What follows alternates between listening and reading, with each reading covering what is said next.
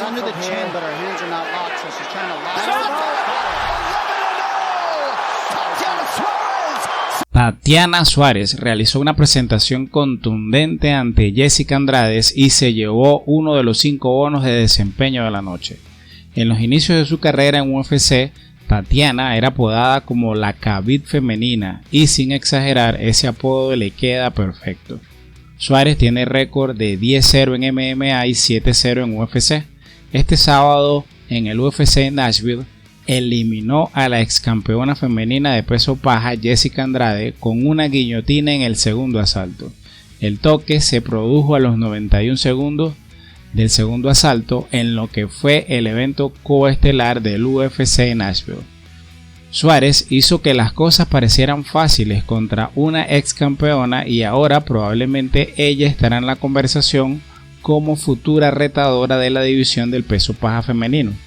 Sin dudas, la Khabib femenina puede ser un problema para cualquiera del top del peso paja, incluyendo a la actual campeona Zhang Weili, quien tendrá que defender su cinturón en el UFC 292.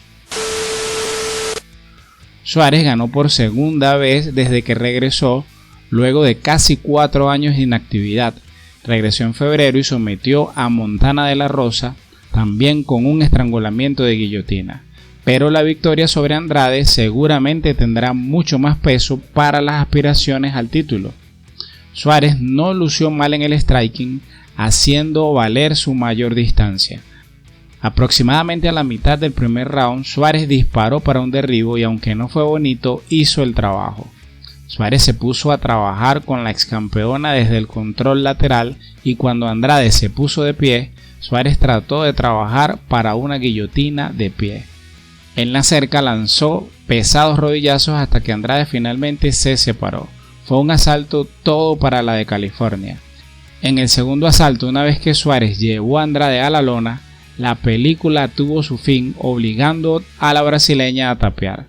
Tatiana Suárez, famosa por derrotar el cáncer, se mantiene invicta en las MMA y acumula un récord de 10-0 y ya dejó en claro que quiere ir por el título del peso paja y luego ir por la corona del peso mosca. En la otra cara de la moneda tenemos a Jessica Andrade, quien ha peleado 3 veces en lo que va de año, acumulando 3 derrotas consecutivas y viendo empeorar su récord en las MMA a 24-12.